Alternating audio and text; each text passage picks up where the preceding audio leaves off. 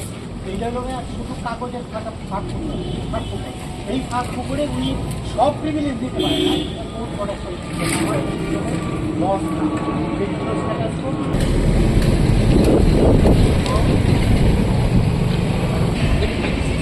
It is that the 10th petitioner has a final case, but the petitioner that the matter of the in possession of the same portion of the same falls in the CCL land of the county. The plaintiff of the extension further submitted that it is full land, not full land, even after 15 years থেকে আমাদের peaceful position.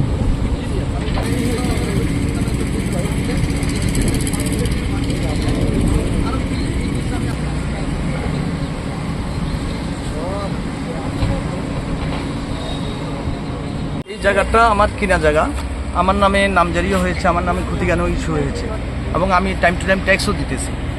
এরপরে উনি 2017-তে এসে হঠাৎ করে একদিন জায়গাটা দখল করার চেষ্টা করেছেন, তখন আমরা বাধা দিয়েছি। বাধা দেওয়ার পরে উনি কোর্টে মামলা করছেন, আমিও একটা কাউন্টার মামলা করছি।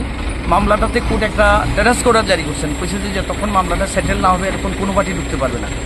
এবার 2017 থেকে এই অর্ডারটা বহাল, হঠাৎ করে উনি আজকে এসে এখানে জোর করে কিছু লোক নিয়ে ঢোকার চেষ্টা করছেন এবং আইনটা উনি মানতেই রাজি না। উনি কয় আইন আমি মানি না। এখন উনি হলো তপন লোক এবং ওই জায়গাটা কিন্তু উনার নামেও না, অন্য একটা নামে আমি একটা কাগজ দেখাইয়া উনি এগুলি করতেছেন। দীর্ঘদিন থেকে উনি এই জিনিসগুলি করে যাইতেছেন, জবরদস্তি উনি এগুলি করতেছেন। কোর্টে বিচার চলছে, বিচারাধীন ব্যাটারকে উনি শুনতে রাজি না, মানতে রাজি না এবং কোর্টের ডেটে উনি প্রত্যেক ডেটে উনি টাইম স্যার কোর্টে সাক্ষী দেওয়ার জন্য আজকে 2 বছর থেকে সাক্ষীর ডেট চলছে।